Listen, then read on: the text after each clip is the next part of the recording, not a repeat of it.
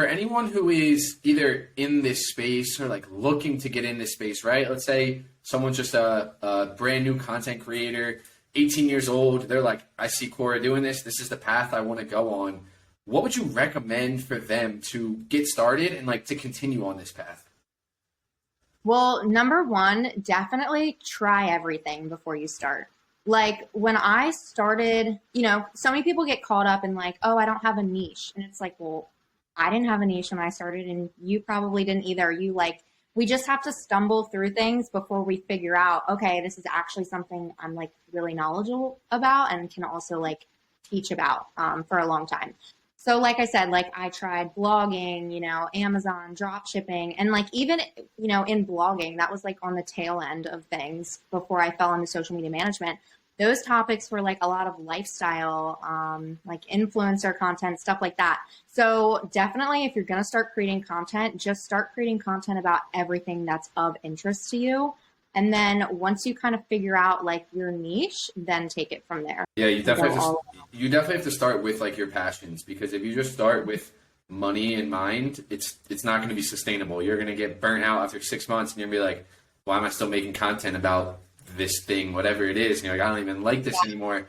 That's when you hit burnout, and that's when it falls apart. So yeah, start with the passions, see what sticks, and like you can turn any type of content creation, any niche into a business these days. Like I follow some of these super niche TikTok accounts, and it's like, I was looking at one, it's just like, it's like cutting bread, and they have like 3 million followers. And it's like, what?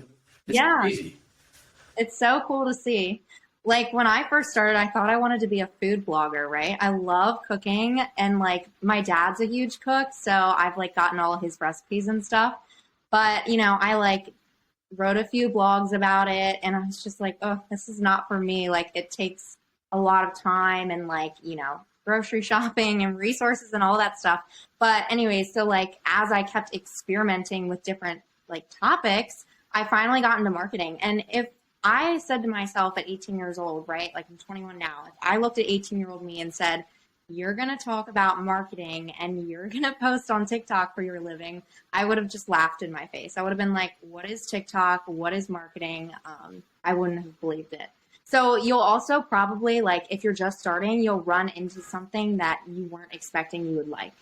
I am the same exact way. If I, 2 years ago, like, let me just rewind, maybe 2.5 years, I'm working in New York City, working my corporate job.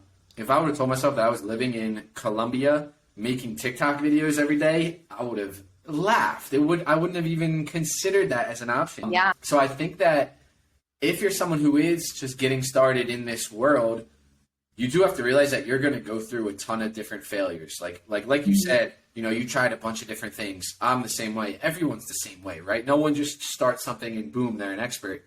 But when you're going through those, you might look at them as failures, but really you're picking up so many skills, right? Like you probably learned a ton from going through, I think you mentioned you were doing like drop shipping for a little bit. You tried to start your own blog. Like you pick up marketing skills, you pick up copywriting skills, and then maybe that didn't work for the blog, but now that you have this successful social media marketing business, you apply all those skills that you learned. And so that's something just to remember, like while you're on that path, while you're on that journey, is that every one of these failures that happen, like there's a ton of learning in there that you're going to need those skills in the long run.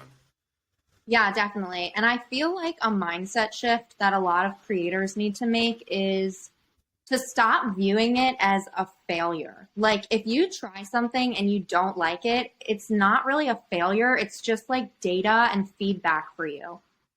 If you're into something for 3 months and then, the 3 months goes by and you're like, I'm not really as passionate about this as I thought, just stop and like move on to something else, because there's no point in trying to like force something that doesn't feel aligned. But it also doesn't mean that you were bad at that thing or you failed at that thing. It just means that that's not what you're meant to do. So just go try something else and see if it works out. Right. You really only need one thing to work out, right? You could fail 99 things and then it works one time. That's all you need. So the faster you realize that you don't like doing it or it's not working, the faster you can acknowledge that, the better it is. Mm-hmm.